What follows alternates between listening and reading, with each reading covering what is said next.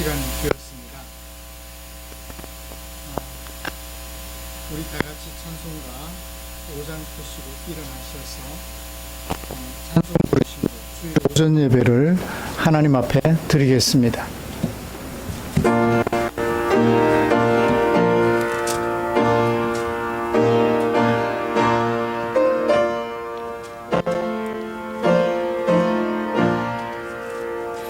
이 천지간 만물들아 복 주시는 주 여호와 전능성부 성자 성령 찬송하고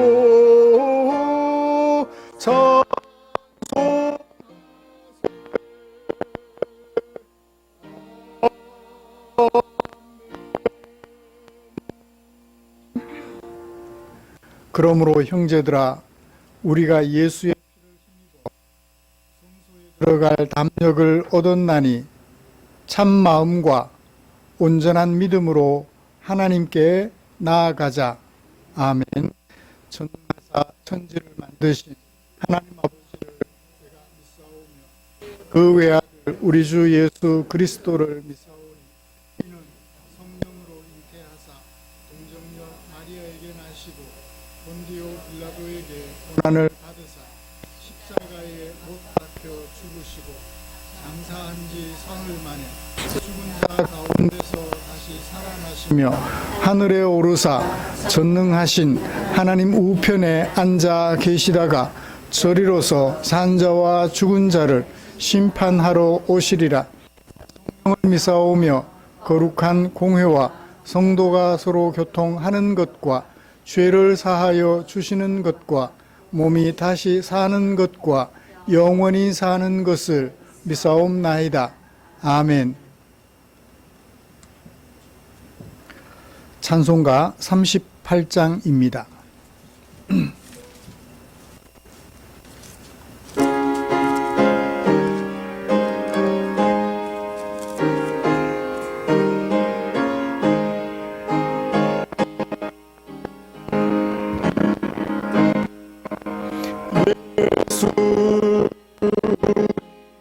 예수여 이곳에 오셔서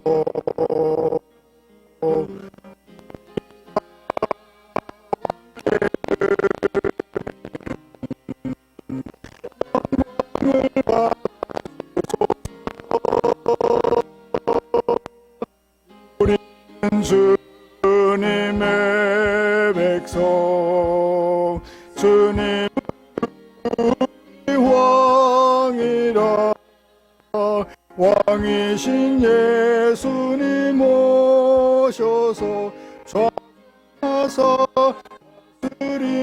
다스리소서. 예수 우리 주시여 이곳에 오셔서 우리가 주께 드리는 찬양 받아주소서.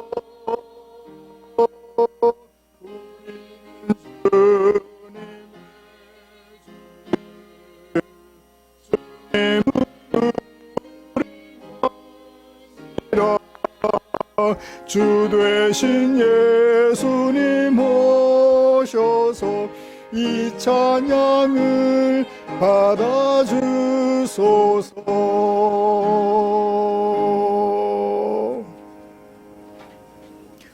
교동문 37번입니다. 시편 91편 주보에 기록된 교동문 함께 교독하겠습니다. 지존자의 은밀한 곳에 거주하며 나는 여호와를 향하여 말하기를 그는 나의 피난처요 나의 요새요 내가 의뢰하는 하나님이라 하리니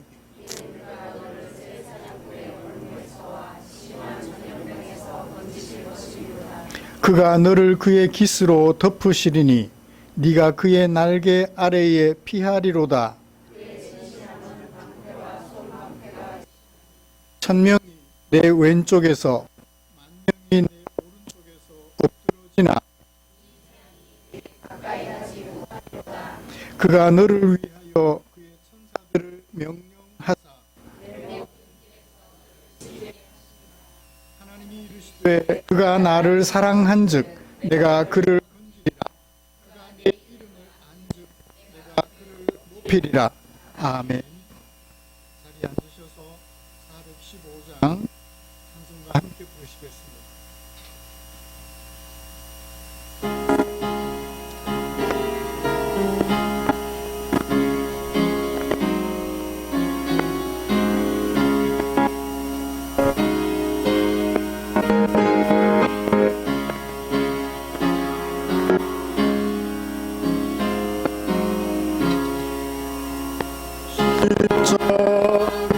그늘 아래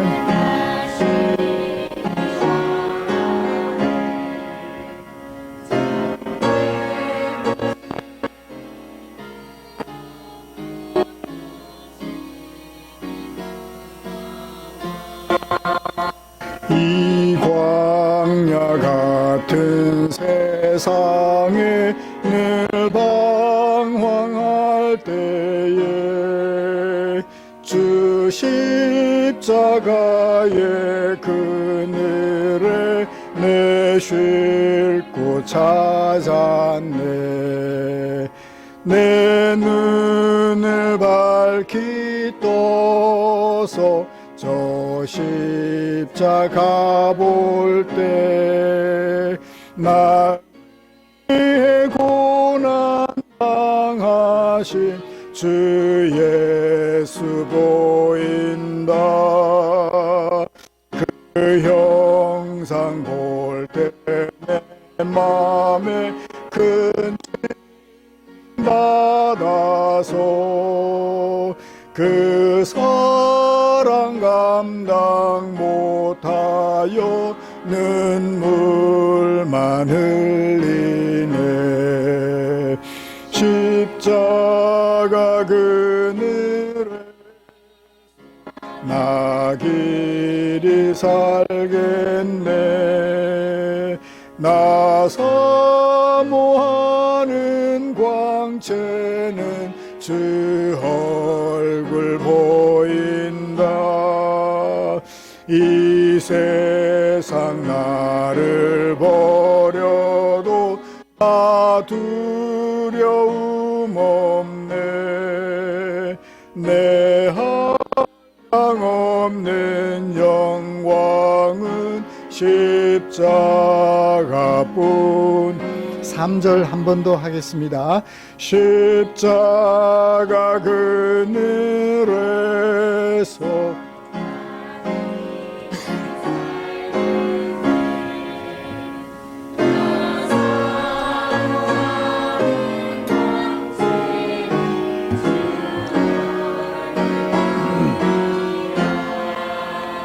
이 세상 나를 버려도 나 두려움 없네. 내 한량 없는 영광은 십자가뿐이라.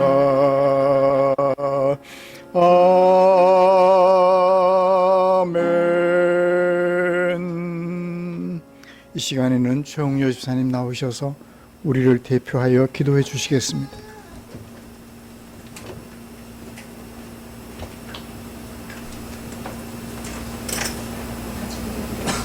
할렐루야. 거룩하신 하나님, 이 시간 찬양합니다.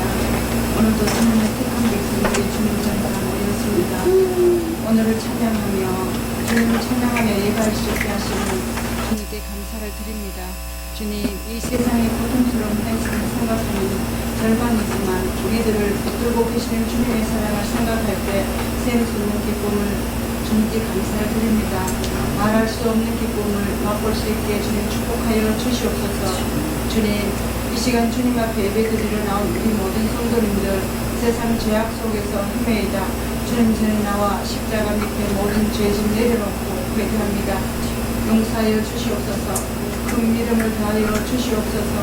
이 시간 우리들을 새롭게 하여 주사 마음도 새롭게 하시고 우리의 삶 또한 날마다 새롭게 하여 주시기를 주님 앞에 간절히 소망합니다. 우리 교회 빈자리가 너무 많습니다. 주님 복음 들고 사마리아 땅끝까지 주님의 귀한 말씀 증거되어질 수 있게 필요한 일꾼들을 주님 허락하여 주시옵소서.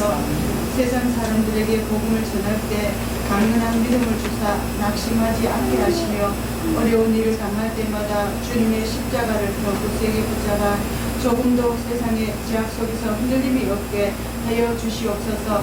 슬픔과 고통 중에 있는 성도님들에게 위로와 평안을 건강의 축복을 주님 허락하여 주시사 더욱더 주님을 사모할 수 있는 은혜를 더하여 주시옵소서. 아멘. 이 세상에서 강함과 용기를 잃지 않게 하셔서 늘 주님을 신뢰하는 복된 삶을 살게 주님 축복하여 주시옵소서. 아멘. 주님 이 시간 우리 목사님 불성이보다 더단 주님의 귀한 말씀을 전하게 하여 주시옵소서. 그래서 우리의 심령에 가득 채워지게 하시어 주님의 말씀을 먹고 사는 것이 인생의 최대 행복이 될 수 있게 축복하여 주시기를 소망합니다. 예배의 시동을 주님께 맡깁니다. 이 자리에 참석한 성도님들은 작을지라도 주님께서 우리가 드리는 이 예배를 향기롭게 받아주실 줄 믿사오며 거룩하신 예수님의 이름으로 기도드리옵나이다. 아멘.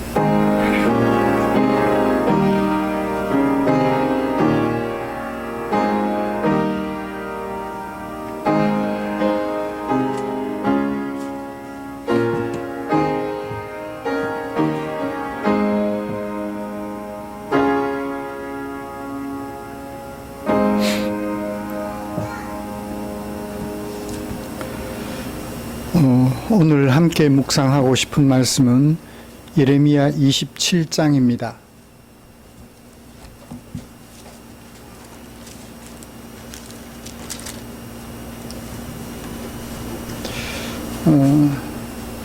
설교 내용은 27장 전체가 다 포함이 되는데 우리가 함께 읽을 말씀은 16절부터 마지막 22절까지입니다.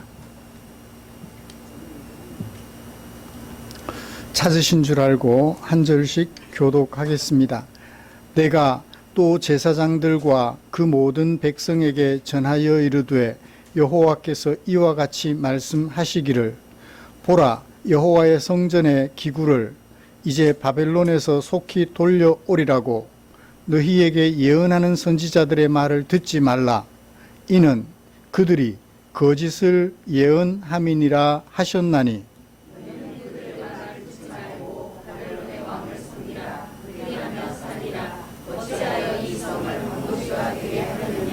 만일 그들이 선지자이고 여호와의 말씀을 가지고 있다면 그들이 여호와의 성전에와 유다의 왕의 궁전에와 예루살렘에 남아있는 기구를 바벨론으로 옮겨가지 못하도록 만군의 여호와께 구하여야 할 것이니라.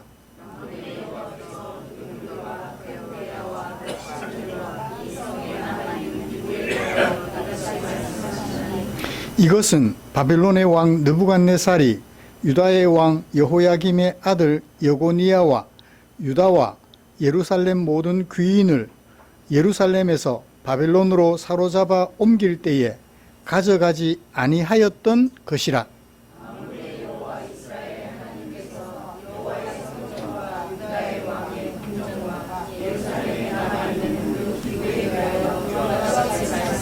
같이요 그것들이 바벨론으로 옮겨지고 내가 이것을 돌보는 날까지 거기에 있을 것이라.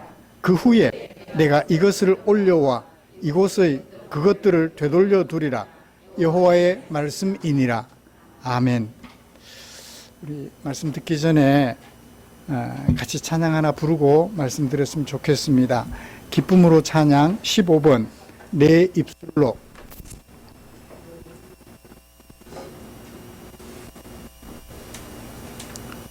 기쁨으로 찬양 15번입니다.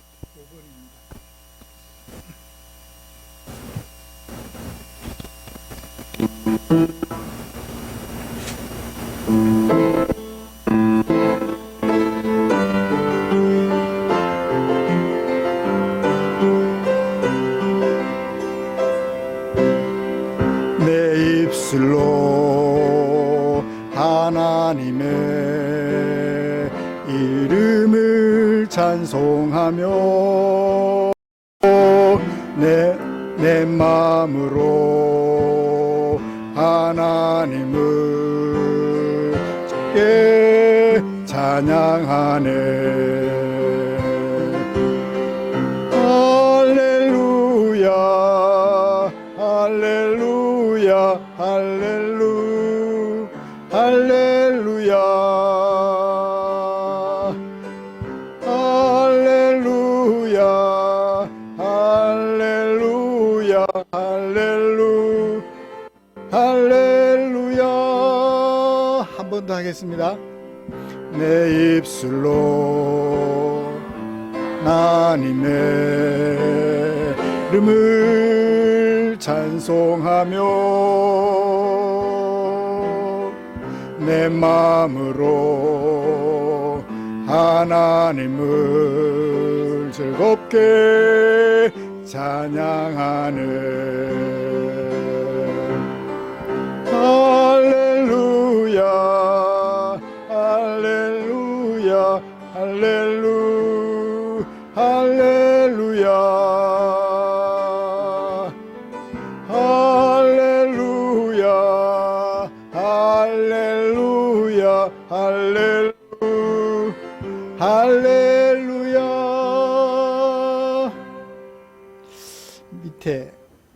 밑에 줄에 있는 것도 같이 합창하면 좋은데 자신이 없어서 황소를 드림보다 참 좋은데 제가 자신이 없어서 못했습니다.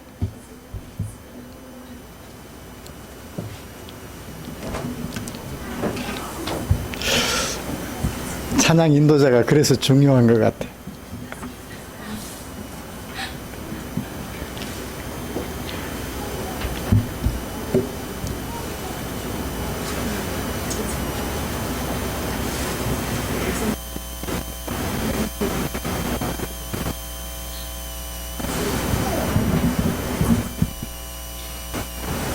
우리는 지난주에 하나님께서 예레미야 선지자를 통하여 유다 백성들에게 들려주시는 하나님의 신탁에 대하여 저항하며 오히려 예레미야를 죽이려고 하는 제사장들과 선지자들이 판을 치는 무서운 세상을 보았습니다. 기억하시죠? 이런 세상에서 하나님의 사람들이 살아남기라는 제목으로 하나님의 마음을 살펴보았죠. 다른 사람이 직면하는 결과와 내가 직면하게 되는 결과를 비교해서 오늘 살아갈 방도를 선택하지 않아야 한다는 것이 예레미야 선지자가 전하는 하나님의 마음임을 살펴보았습니다. 왜냐하면 예레미야와 동일하게 하나님의 신탁을 전하던 참 선지자 우리아는 유다 왕에 의해서 죽임당했죠. 평민의 묘에 던져지는 비참한 결과를 맞이했습니다.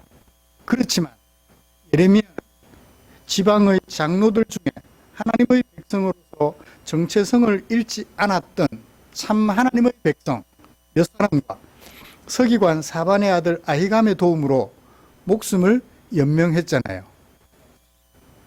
굳이 이 두 사건을 서사의 결론에 예레미야가 배치한 것은 내가 결과에 연연했다면 이런 메시지를 전하지 못했을 것이다. 결과에 개의치 않고 메시지를 전했을 뿐이다 라는 것을 얘기하려고 26장 서사를 기록했다는 것을 살펴보았습니다. 우리는 예레미야가 자신이 고소당하고 사형당할 수도 있었던 하나님의 신탁을 전하는 기사를 서사로 기록하면서 자신이 직면한 결과와 우리아가 당했던 결과를 비교해 둠으로써 이 무서운 세상, 거짓이 판을 치는 세상에서 살아가려면 어떻게 해야 된다? 결과에 연연하지 말고 과정과 목적에 충실하게 생각을 고정하고 살아가야 한다는 것을 살펴보았습니다. 사랑하는 성도 여러분, 지난 한 주간 동안 동일하게 하나님의 백성으로 살아가면서 다른 성도들과 비교하여 부족함이 있는 내 모습, 내 삶을 돌아보면서 혹시 우울해지지는 않으셨나요? 하나님, 왜 하필이면 나에게 라는 것을 말하며 불평하고 싶지는 않으셨나요? 또는 다른 성도들과 비교하여 평온한 삶을 살고 있는 자신을 돌아보면서 내가 신앙생활 잘해서 그런가 보다 우쭐한 마음에 사로잡혀서 혹시 자기 위로에 빠지지는 않았나요? 하나님이 주시는 위로가 아니라 평온한 삶이 주는 위로 때문에 너무 마음 놓고 살지는 않으셨나요? 하나님의 백성으로서 우리가 관심 가져야 할 것은 결과가 아니다. 하나님의 백성으로서 우리가 살아가야 할 삶의 내용은 결과가 중요한 게 아니다. 결과가 가난으로 끝나든, 결과가 죽음으로 끝나든, 결과가 부요함으로 끝나든, 장수로 끝나든, 과정과 목적이 중요하다라는 것 항상 마음에 새기면 좋겠습니다. 이처럼 하나님의 백성으로서 상대적으로 다른 결과에 연연하지 않고 성적이 1등하는 아이에 비해서 나는 꼴찌라도 그것 때문에 불평하지 않고 내 안에 계시는 하나님의 인도하심을 따라서 오늘을 어떻게 살아가고 있는가 하는 것에 집중하여 성숙한 하나님의 백성으로 성장해 가려는 우리를 위해서 하나님께서는 당신의 마음을 성경에 담아 주셨지요. 오늘은 그 중에 예레미야 27장 1절부터 22절에 담아두신 하나님의 마음을 살펴보면서 하나님의 은혜를 나누려고 합니다. 우리가 읽은 말씀은 27장 전체에서 어느 위치에 있으며 어떤 주제를 담고 있는지 좀 정리를 해볼까요? 27장 전체를 문맥으로 살펴보면요, 1절부터 3절까지는 선지자 예레미야가 하나님의 신탁, 27장 전체가 하나님의 신탁인데 하나님께서 백성들에게 들려주시는 말씀이세요. 그걸 신탁이라고, 하나님께서 위탁해 주신 말씀, 신탁, 그렇게 표현을 합니다. 하나님의 신탁을 받게 된 배경을 말해요. 1절부터 3절까지. 언제? 유다의 왕 요시야의 아들 여호야김이 다스리기 시작할 때, 여호야김인지 또는 다른 사람인지 이따가 좀 얘기하기로 하고요. 배경, 시대와 신탁 대상들을 얘기해줘요. 누구에게 들려주시는 말씀? 3절. 유다의 왕 시드기야를 보기 위하여, 어디에서부터? 예루살렘에서, 시드기야를 보려고 예루살렘에 온 사신들에게, 어느 나라 사신들? 에돔, 모압, 암몬, 두로, 시돈 등 최소한 유다 주변의 5나라들의 사신들에게 전하여 그 사신들이 섬기는 왕들에게 전할 신탁이에요. 그렇죠? 유다 왕 여호야김이라고 표현됐는데, 혹시 반주가 있는 성경을 보시면 밑에 시드기야라고 되어 있을 때 1이라고 해서 시드기야에게 전하는 메시지, 그 다음에 주변 왕들에게 전하는 메시지. 아마 이들은 동맹 관계를 유지하고 있었던 것 같아요. 동맹국들에게 주시는 하나님의 신탁. 배경이에요. 1절부터 3절까지. 그 다음에 전해야 될 말씀을 먼저 들어야 되잖아요. 안 듣고 전하면 안 돼요. 들은 말씀 몇 절부터 몇 절까지? 4절부터 11절까지. 예레미야에게 2절에 여호와께서 이와 같이 내게 말씀하셨다. 뭐 하라고? 3절 마지막에 이같이 전하라고. 이같이 어떤 내용? 5절부터 몇 절까지? 11절까지 들은 말씀.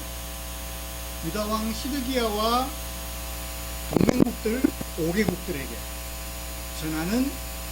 전하기 위하여 들은 말씀, 그 다음에 전한 말씀, 들었으니까 전해야 되잖아요. 12절부터 15절까지 누구에게? 선지자 예레미야가 유다왕 시드기야에게 전한 말씀, 왕에게 전한 말씀. 그 다음에 두 번째로 전한 말씀 16절부터 22절까지 대상이 누구죠? 제사장들과 거짓 선지자들, 그리고 모든 백성들에게 들려준 말씀, 전한 말씀. 그렇게 오늘 본문은 구성이 되어 있습니다. 신탁을 받게 된 배경, 언제, 누구에게 전하라고 받았느냐? 그러면 그들에게 전해야 될 말씀은 무엇이냐? 예레미야는 들은 말씀을 그러면 제대로 전했느냐? 한 것을 기록하고 있습니다. 유다 왕국과 주변 열국들이 처한 상황이 절망적이에요. 바벨론 왕을 침략해온 바벨론 왕에게 항복하고 그들을 주군으로 섬기라고 얘기를 해요. 절망적입니다. 나라가 망하고 다른 나라에 항복하며 그 나라의 지배를 받는다는 것은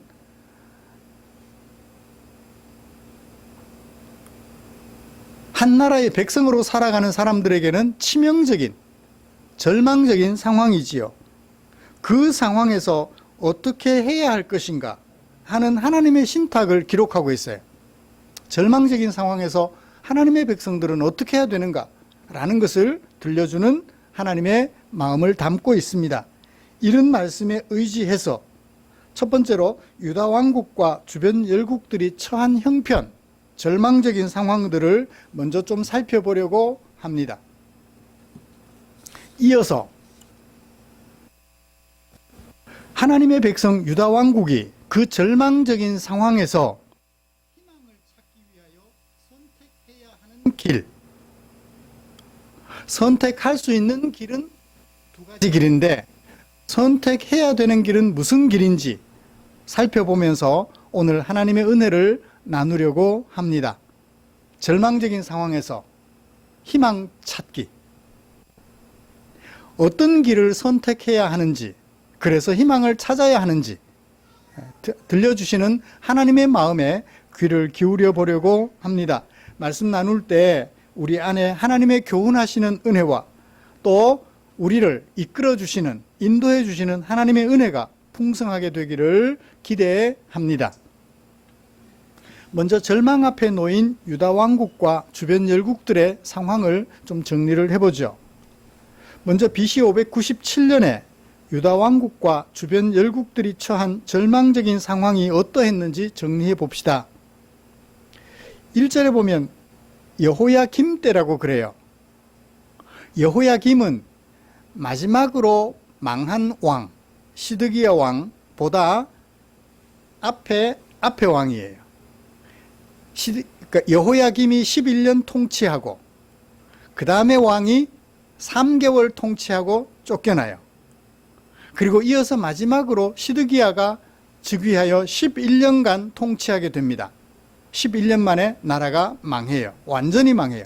유다 왕국이 없어집니다. 왜 그러면 여기 여호야김일까 시드기야일까? 이제 제가 좀 간단하게 설명을 드리고 넘어가겠습니다. 3절을 보시면 누구를 보러 온 사람들에게 전하라? 시드기야를 보러 온 사람들에게 전해라. 언제? 여호야김 때. 시드기야가 아직 왕도 안 됐는데 시드기야를 보러 온 사신들, 뭔가 좀 잘 안 맞죠? 그죠? 그 다음에 20절을 보세요. 만군의 여호와께서 성전의 기둥들과 큰 대야와 성전에 있는 기구들이에요. 받침들과 이 성에 남아있는 기구에 대하여 말씀하시기를. 뭐라고 말씀하셨나요? 남아있는 기구들에 대하여. 그럼 뭐 없어진 것도 있다는 얘기죠? 남아있는 기구들에 대하여 하나님이 어떤 말씀하셨나요? 20절. 이것들은 바벨론 왕 느부갓네살이 유다의 왕 여호야김의 아들 여고니아와, 여호야김이라고 해요. 여고니아와 유다와 예루살렘 모든 귀인을 이미 예루살렘에서 바벨론으로 사로잡아 옮겨갈 때에 가지 않고 남겨두었던 것이라. 여호야김 때 BC 609년에 신바벨론 제국의 느부갓네살 왕이 느부갓네살 세계사에서도 유명한 왕이에요. 신바벨론 제국의 첫 번째 왕이에요. 신바벨론 제국을 일으킨 왕이에요. 그러니까 바벨론이 팔레스틴 기준으로 동북방에 메소포타미아 강 기준으로 해서 제국을 이루었으니까 남쪽으로 내려올 거 아니에요. 더 동쪽으로 가기는 어려워요. 자그로스 산맥을 포함해서 동쪽은 산맥을 넘어가야 돼. 히말라야 산맥이 있고요. 그래서 어떻게 하느냐면 서쪽으로 제국을 정복해요.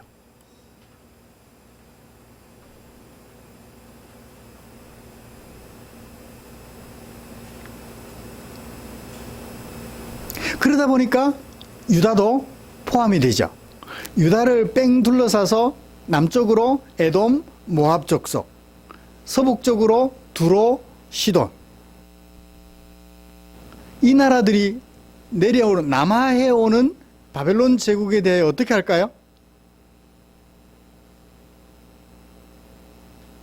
어떻게 할까요?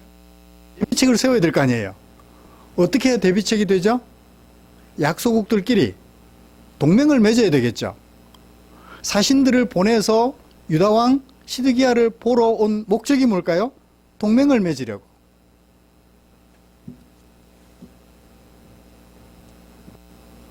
여호야김 때 BC 609년에 이미 바벨론 왕 느부갓네살이 와서 귀인들을 포로로 붙잡아 갔어요.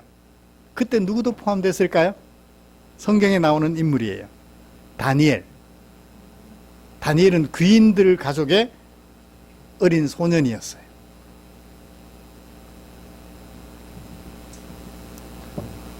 이미 그때 성전의 기구들 일부도 가지고 가서 남겨둔 것이 있었는데 남은 것조차도 어떻게 바벨론 왕이 가져갈 거다 라고 얘기를 하는 거예요. 절망적인 상황이죠. 남은 것이라도 있어서 그나마 감사했는데 그것조차도 없어질 상황이에요. 그러니까 아마 이 왕은 여호야김이 아니고 시드기야일 것이다. 시드기야일 것이다. 보는 것이 좋아요. 그러면 성경에 오류가 있는 거잖아요. 필사자가 이런 부분에 역사적 사실을 잠시 착각하여서 그렇게 했다고 볼 수 있겠죠. 상황을 봐서는 누군지 분명히 알 수 있으니까. 그러니까 성경은 오류가 있는 글이다. 이걸 봐서. 그렇게 주장하는 근거로 이 구절을 삼으면 곤란할 것 같아요. 배경을 보면 분명히 알 수 있는 것을. 자, 유다 왕국과 주변 열국들이 처한 현실을 우리는 보았습니다. 몇 년만 있으면 시드기야가 시작한 때니까 597년, 586년이면 망해요. 11년 다스렸다 했잖아요. 그러니까 10여 년만 있으면 3절에서 보는 것처럼 또 20절에서 보는 것처럼 완전히 나라가 망해요. 남쪽에 있는 유다가 망하면 북쪽에 있는 두로와 시돈은 당연히 유다까지 내려왔는데 조금만 더 내려가면 에돔과 모압 땅도 있는데 더 남쪽은 내려가기가 어려웠을 거예요. 왜냐하면 애굽 제국이었으니까. 이집트 제국이었으니까요.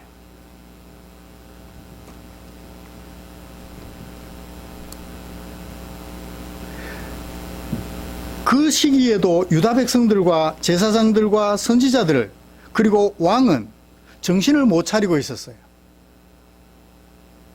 이미 1차 포로로 붙잡혀가는 일이 있었음에도 불구하고 이들은 하나님에 대하여 마음을 다잡지 못했어요.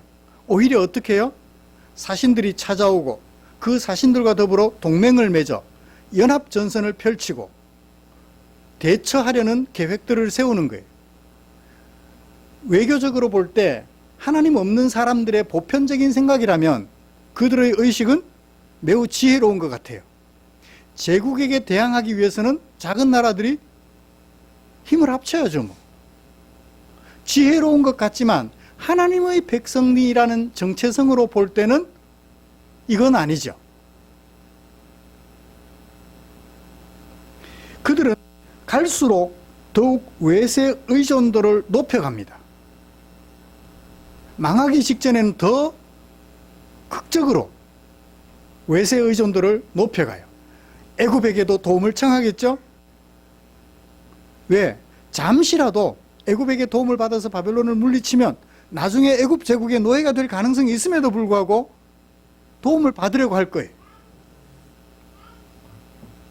유다 왕국은 주변 열국들에게 지혜의 기둥이 되지 못했습니다. 그런 면에서 이 세상의 모습, 하나님 없는 세상은 외세를 의존하여 힘을 합하고 그래서 너를 이기려고 하지만 하나님의 백성들은 하나님을 의지하여 평화를 이루어가는 게 하나님의 백성들의 모습이에요.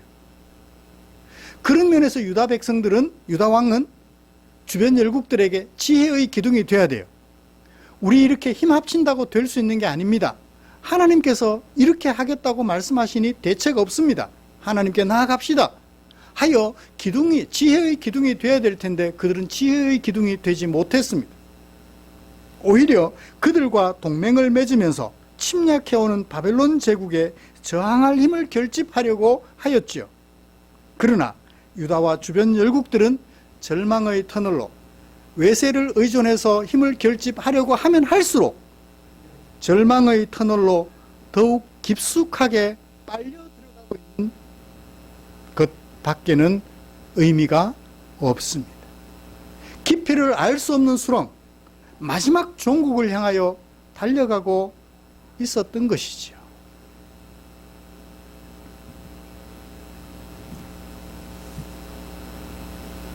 왜 그것이 마지막 종국을 향한 여치닫는 절망적 상황일까요? 27장 5절을 보십시오. 하나님께서 예레미야 선지자에게 열국들과 유다 왕에게 신탁을 전하라 하시는 자신에 대하여 정체성을 말씀하시면서 나는이라고 말씀하십니다. 나는 누구다? 만든 사람이다. 나는 누구다? 준 사람이다.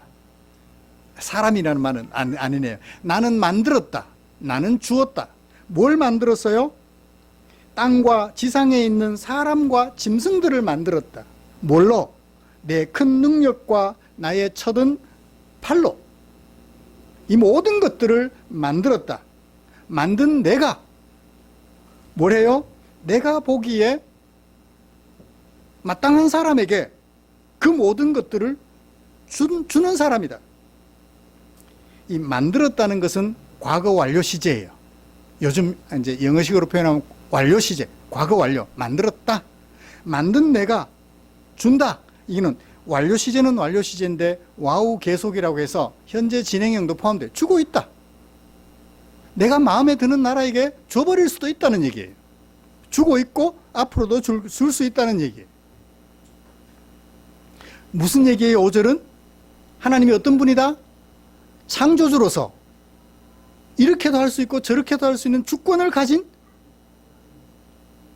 주권자다 라는 얘기예요. 주권자인 내가 어떻게 하겠다? 9절 너희는 뭐 하지 마라? 듣지 마라. 너희는 듣지 마라. 뭘 듣지 마라? 너희 선지자나 복술가나 꿈꾸는 자나 술사나 요술자가 하는 말을 듣지 마라. 그들이 무슨 말을 해요? 너희는 바벨론 왕을 섬기게 되지 않을 거야 라는 말을 하는데 그 말 듣지 마라. 왜요? 10절 왜냐하면 10절에 시작하면서 왜냐하면이라는 말이 들어갔으면 좋은데 안 들어가 있어요. 그렇지만 내용을 읽어보면 알 수 있어요. 왜냐하면 그들은 누구? 거짓 선지자들은 너희에게 뭘 예언하는 사람? 거짓을 예언하는 사람. 그 거짓 예언을 따르게, 거짓 예언은 무엇을 하게 하여 어떤 결과를 가져와요? 너희가 너희 땅에서 멀리 떠나가게 하는 결과를 가져올 거야. 내가 너희를 몰아내게 만드는 예언들이야. 너희는 멸망하게 되는 예언이야. 그 예언 들으면 돼요, 안 돼요? 그런데 백성들이 듣기에 어떤 예언이 좋아요? 여기서 헷갈려요. 바벨론의 포로로 되어 가야 됩니다 라는 예언이 좋아요? 바벨론 안 섬기게 될 거야 라는 예언이 좋아요?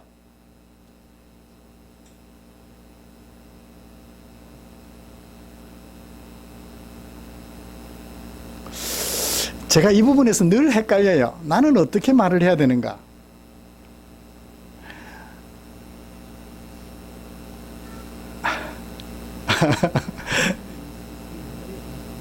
듣기 좋은 말 있잖아요.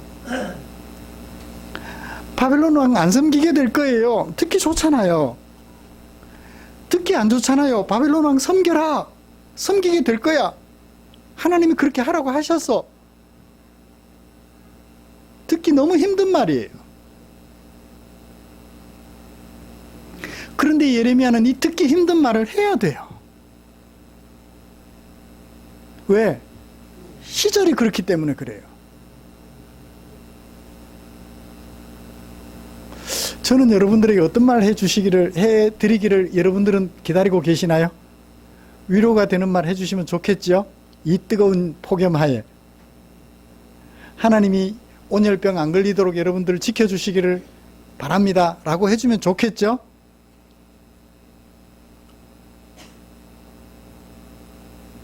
온열병에 걸릴 수도 있습니다 라는 말을 제 입에 내뱉기가 쉽지 않아요.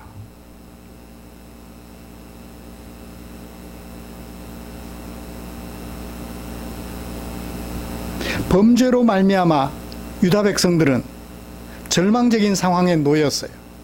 주변 열국들이야 늘 나쁜 짓을 하니까 망해 마땅하지만 하나님의 백성들이잖아요. 이들조차도 망해야 될 만큼 범죄를 저지르고 있었던 거예요. 하나님을 무시하고 살았던 거죠. 그래서 하나님은 이 자기 백성들을 바벨론 제국에게 먹이로 넘겨준 거예요. 여러분, 이 절망적인 상황, 하나님의 백성 유다 왕국에게 임한 절망적 상황이 짐작이 되세요? 오죽 나쁜 짓을 많이 했으면, 하나님을 무시하고 살았으면 하나님께서 이렇게 바벨론 제국에게 그들을 맡겨서 회초리 맞게 하실까요?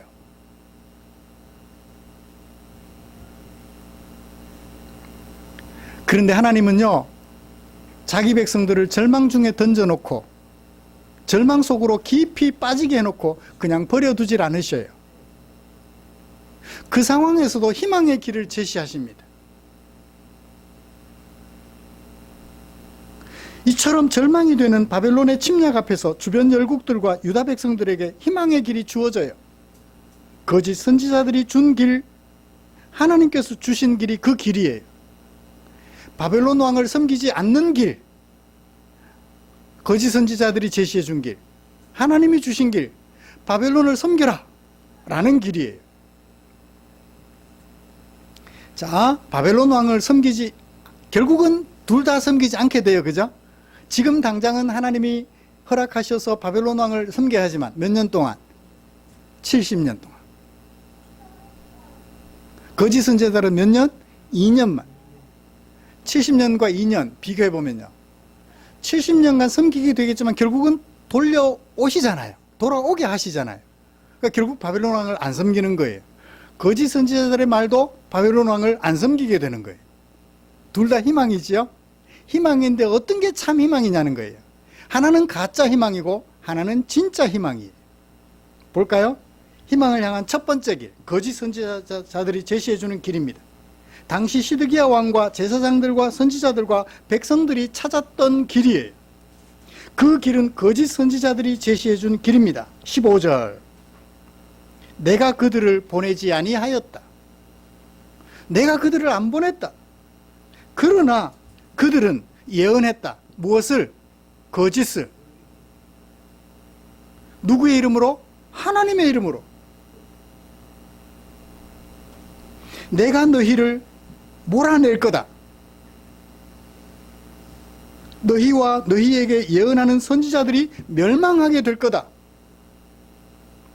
그들이 거짓 선지자들이 제시해 준 길은 멸망의 길이에요. 영원한 멸망의 길이에요. 내가 제사장들과 그 모든 백성에게 16절 말했다. 뭐라고? 여호와께서 말씀하셨다. 뭐라고? 보라, 여호와의 성전의 기구를 이제 바벨론에서 속히 돌아오리라고 너희에게 예언하는 선지자들의 말 너희는 듣지 마라. 왜 안 들어야 돼요? 그들이 거짓을 예언하기 때문이야. 결국 거짓 선지자들이 한 말은 뭐만 해주는 거예요? 상처가 속에서 골마서 죽기 직전이에요. 그럼 어떻게 해야 돼요? 계속 위에 반창고만 발라서 될 일이 아니라는 말이에요. 반창고가 아니고 뭐죠? 반창고가 표준어인가요? 밴드. 유식한 말.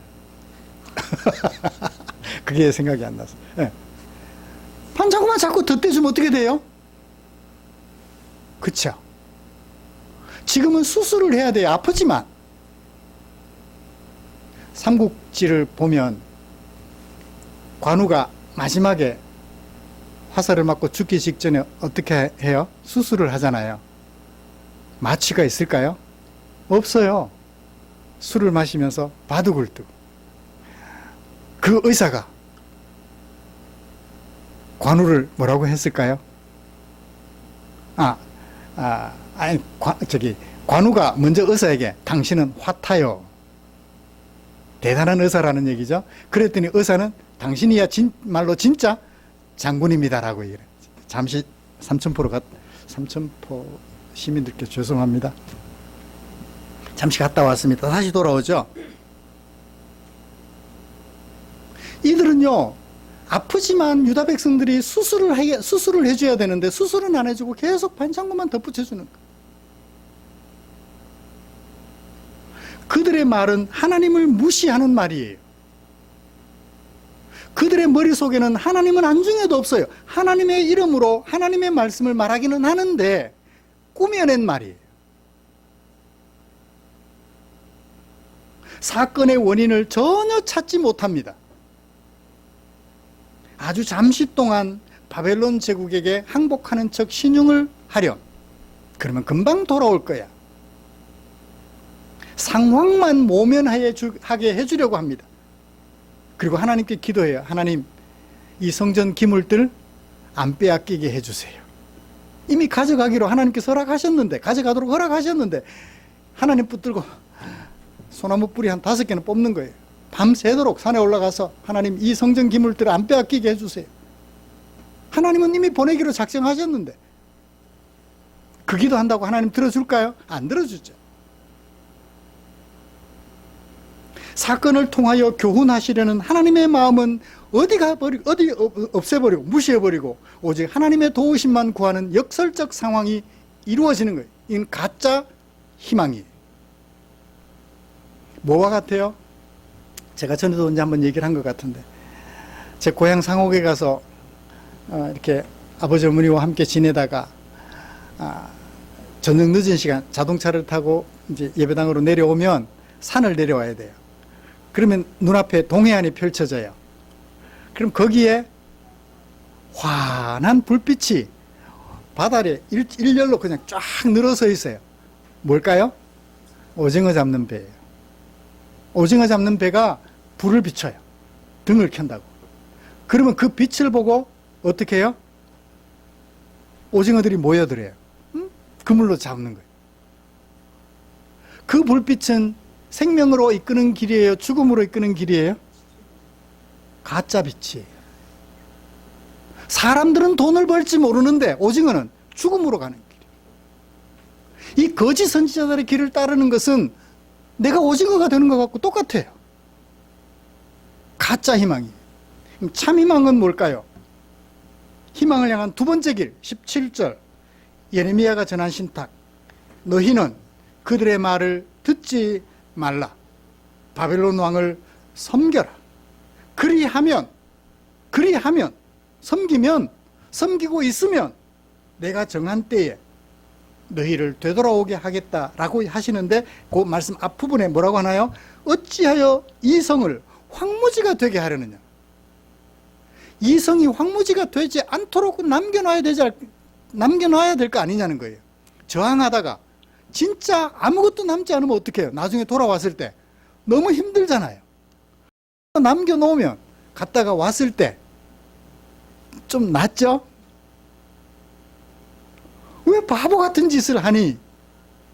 라고 하나님께서 말씀해 주십니다. 예레미야가 전한 신탁의 의미는 뭘까요? 첫 번째는 거짓 선지자들의 말 듣지 마라. 죽음으로 이끄는 빛이야. 왜 징벌을 받게 됐는지 그들은 전혀 들려주지 않아요. 자기들 때문에 하나님의 징벌이 임했다는 사실조차도 몰라요. 참 선지자의 말을 들으라는 말입니다. 그러면 참 선지자의 말은 바벨론 왕 섬기라는 거니까 바벨론 왕에게 항복하고 바벨론 왕이 시키는 대로 살아라는 얘기일까요? 시키는 대로 살면 어떻게 돼요? 우상 숭배자들이 돼요. 다니엘이 바벨론 왕을 섬기라고 평원에다가 느부갓네살 흉상을 만들어 놓고, 흉상이 아니고 동상을 만들어 놓고 그 앞에 절하라니까 다니엘 어떻게 했어요? 새 친구들 안 했잖아요. 그러니까 그의 종이 되라는 얘기는 아니에요. 그가 통치하는 나라에 붙잡혀 가서 살긴 하되 하나님의 백성으로서 정체성을 가지고 살라는 얘기죠. 자신을 돌아보라는 얘기예요. 자기를 성찰하라는 얘기예요. 그래서 하나님의 백성으로서 어떻게 살아야 되는지 다시금 생각해 보라는 얘기죠. 이것이 바로 바벨론 왕을 섬기라고 전하는 예레미야 선지자가 전하는 말의 의미가 되겠습니다. 왜 이 신탁이 희망을 향한 참된 길이 될까요? 19절 만군의 여호와께서 말씀하셨다. 무엇에 대하여? 큰 기둥들과 대야와 받침들과 이 성에 남아있는 기구에 대하여. 그들이 와서 이 모든 것들을 가져가겠지만 20절 그것들이 느부갓네살 왕이 가져간 그것들이 바벨론으로 옮겨지고 내가 이것을 돌보는 그날까지는 거기에 있을 거야. 그러나 그 후에 내가 그것을 올려와 이곳에 그것들을 되돌려 놓을 거야. 여호와의 말씀이니라. 그래서 예레미야 선지자의 말은 참 희망이 된다는 얘기예요. 잠시 내가 저지른 범죄로 인하여 벌을 받겠지만 하나님의 은혜로 다시 돌아와서 행복하게 살게 될 거야. 하나님의 백성으로서. 그러니 지금 당장 바벨론의 포로로 붙잡혀 가서 좀 부끄럽게 사는 것은 절망 같지만 절망이 아니고 희망을 찾아가는 길이다라는 거예요. 말씀을 마치겠습니다. 사랑하는 성도 여러분, 어떻게 하는 것이 절망 중에 희망을 찾는 하나님의 길을 선택하는 것일까요? 지금 당장 좋아 보이는 말, 거짓일 가능성 있는 그 말에 귀를 기울이지 마십시오. 하나님의 말씀에 귀를 기울이십시오. 그래서 자기를 성찰해 보십시오. 나에게 하나님을 무시하는 생각으로 살아가는 삶의 모양은 없는가 점검해 보십시오. 그리고 나서 만약 하나님을 무시하는 것이 있다고 생각되었다면 돌아서는 거죠. 성경은 왜 기록됐어요? 교훈과 책망과 바르게 함과 의로 교육하기에 유익한 책이니 이 성경책을 부지런히 묵상하여 그 속에 기록한 하나님의 마음을 알아 나를 바로 세우자고요. 그렇게 바로 세우다가 보면 지금은 포로가 되어 살지만 내 자식 때는 어때요? 하나님께서 약속하신 언약의 땅으로 돌아가서 행복하게 살게 될 거예요. 지금은 징벌을 받는 것이라 아플지라도 그 말씀에 귀를 기울인다면 결국은 내 후대에 가서라도 바른 자리에 서서 하나님의 백성으로서 행복하게 살아가게 될 거예요.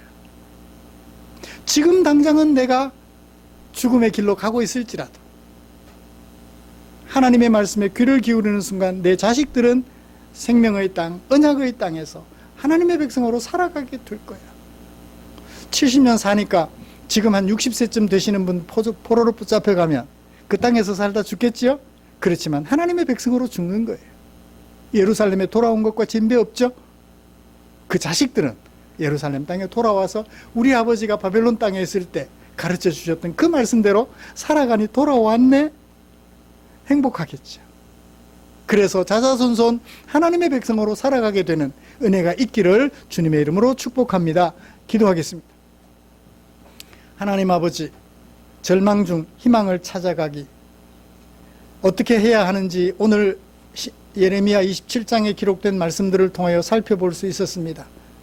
듣지 마라, 섬겨라, 내 말 들으라. 이 말씀 마음에 새겨서 남은 세월 살아가는 동안 수시로 듣고 싶었던 그 말씀에 마음을 빼앗길 때도 있지만, 그래서 그 말을 따라 살아가기도 하겠지만, 그러나 참 하나님의 말씀에 귀를 기울여 나를 돌아보고 성찰함으로써 늘 새로운 성숙한 하나님의 백성으로 서가기에 힘쓰는 우리 성도들 되도록 은혜 내려 주시옵소서. 그래서 자자손손 대대로 이 하나님의 말씀을 마음에 새기는 레갑 족속 같은 하나님의 백성으로 서가도록 은혜 내려 주시옵소서. 예수님의 이름으로 기도드리옵나이다. 아멘.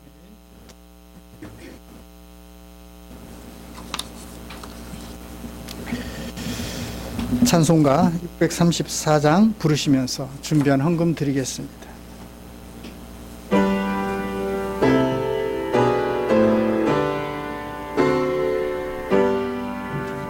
모든 것이 주께로부터 왔으니 이 예물을 주께 드리나이다.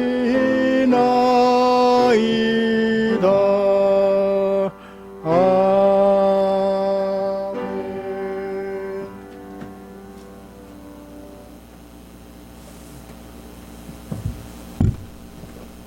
드린 헌금 위해서 기도하겠습니다.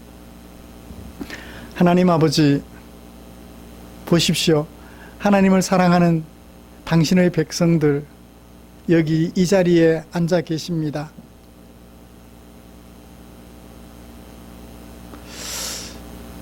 하나님을 찾는 이들의 모습이 얼마나 아름답고 존귀한지요.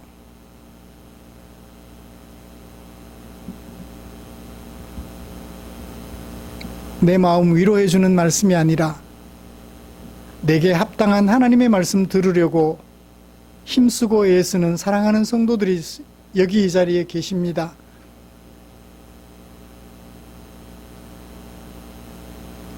아름답고 존귀하여 업어드리고 싶은 너무나도 소중한 성도들 여기 이 자리에 있습니다. 저의 마음이 그러하다면 우리 하나님의 마음은 어떨까요? 하나님 아버지, 시간 이 자리에 앉아 계시는 우리 성도들, 이 자리에 함께 하지 못했지만 하나님을 사모하는 우리 성도들, 당신의 등에 업어주시고 얼러주시옵소서. 덩실덩실 춤을 추어 주시옵소서.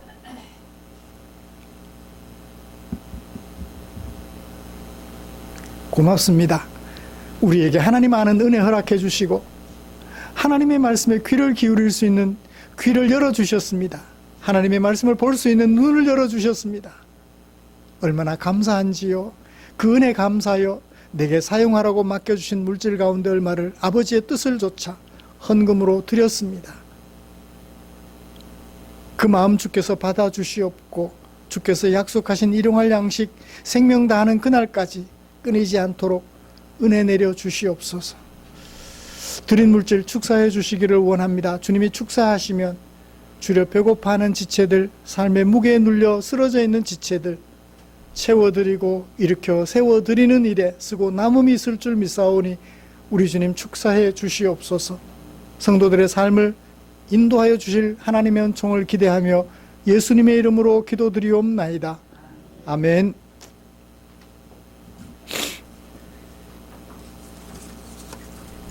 교회 소식 알려드리겠습니다. 다음 주 기도 김영자 권사님이십니다.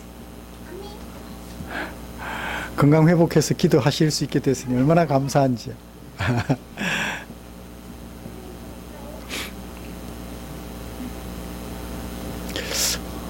언제부터 우리 대웅 형제도 기도 하실 수 있었으면 좋겠어. 권희슬 집사님도, 네? 신상용 집사님도 기도할 수 있었으면 좋겠어. 워낙 오랫동안 굳혀진 인물들이라서 기도하시는 분들이 새로 진입하기가 쉽지 않죠.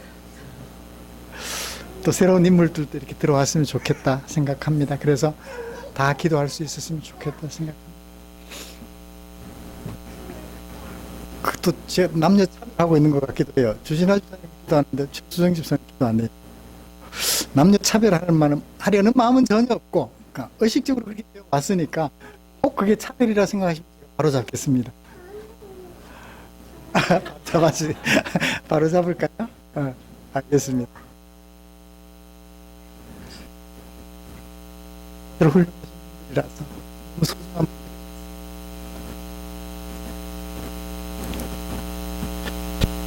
우리의 삶과 이끌어 나가는 말씀을 최선을 다해주십시오. 저도 최선을 다하고 설교하려고 이렇게 성경을 연구하진 않습니다. 그 말씀 속에 담겨 있는 하나님의 마음이 너무 좋아서 연구하다 보니까 이렇게 설교하게 돼요. 그러니까 말씀 묵상에 최선을 다해 주시면 고맙겠습니다.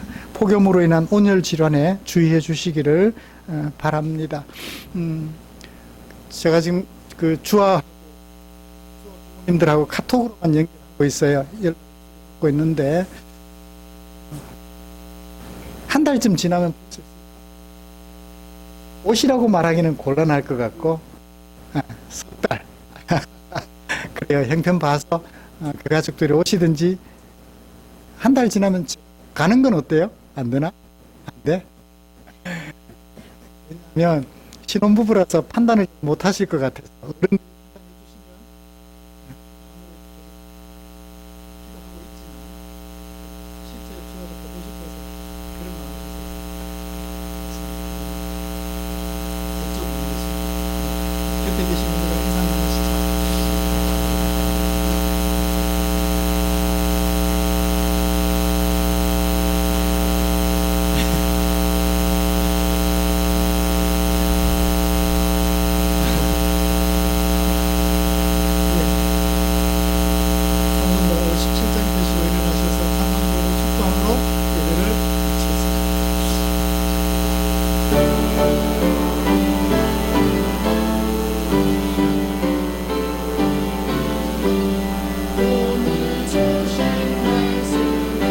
새 힘 얻어서 세상으로 나가서 살아갈 때에 나 혼자 힘으로 늘 부족하오니 주여 나를 도우사 승리하게 하소서. 아멘. 기도하겠습니다. 우리 구주 예수 그리스도의 은혜와 하나님 아버지의 지극하신 사랑하심과 성령 하나님의 인도하시고 위로 충만, 교통 격려하시는 은혜가 이제 절망 중에 희망이 아니라 더 깊은 절망으로 이끄는 거짓 예언에 귀 기울이지 아니하고 성경 속에 담아둔 참 하나님의 마음에 귀를 기울여 참 생명, 참 희망의 길로 나아가기로 다짐하며 예배를 마치는 모든 지체들 위해 지금부터 영원토록 함께 계시기를 축원하옵나이다. 아멘.